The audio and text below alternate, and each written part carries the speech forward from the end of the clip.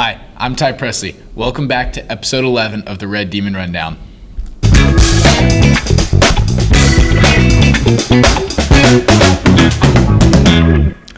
We're here today with our special guest, Coach Glenn Oneil. Welcome to the show, Coach. Thank you. Glad to be here.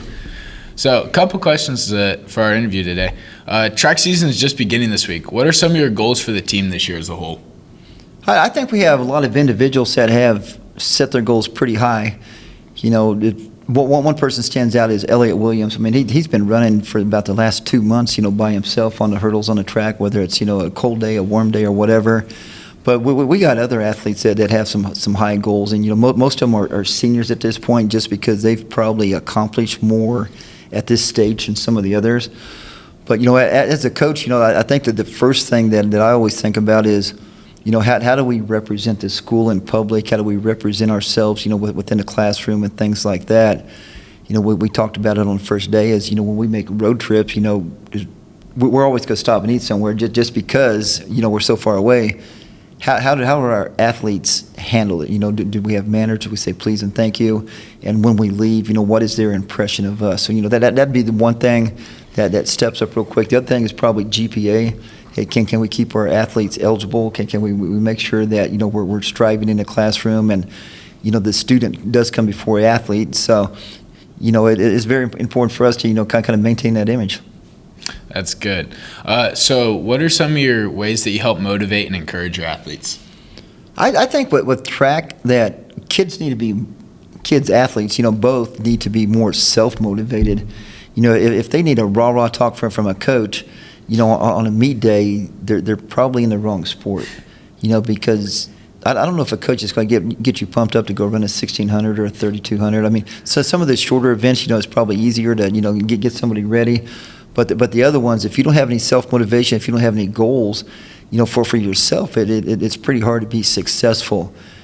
I think in practice, I believe that just coaching them up and got to tell them also, sometimes coaching is negative because you're correcting the things they're doing wrong. It sounds like you're getting on them, but you're really not. You're trying to make them better through, the repetitions and through the consistency of, being a good competitor. Yeah. So besides Elliott, any specific athletes you're excited to watch this season? We've already heard about him. Man, I got a piece of paper right in front of me. I have about 15 names that qualified for state, so, just kind of hitting, in random order. Madison Mink qualified in the triple jump. Emily Gutierrez qualified in the javelin. Jersey Bogner would have qualified in the javelin, but she injured her knee and had meet probably about 2 weeks before the regionals. But she had a mark that was one of the best ones in our region.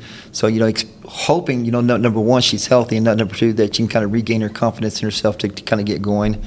On relays, the distance relays, Rory Gamblin, Krisha Perez, both of those girls, were on relays that qualified for state. Lily Foff, qualified in both the hurdles and in a relay. Kind of going down there a little bit farther, Kel Colwell qualified on a relay. Adam Kisner in his shot put, guy-wise, Jonathan Pelton was on a relay. Elliott Williams with both the hurdles and a relay. Cordell Howard was, one of the top sprinters in the western part of the state. He's back. Johnny Bone coming off a bad ankle injury in football is fighting to kind of get himself back to form. Gerardo, is an excellent, 3,200 guy. So, I mean, we got a lot of people. And, it's really hard just to pinpoint one. Mm-hmm. But since I work with hurdles and Elliott's one of my guys, he's one of the first ones that kind of popped to mind.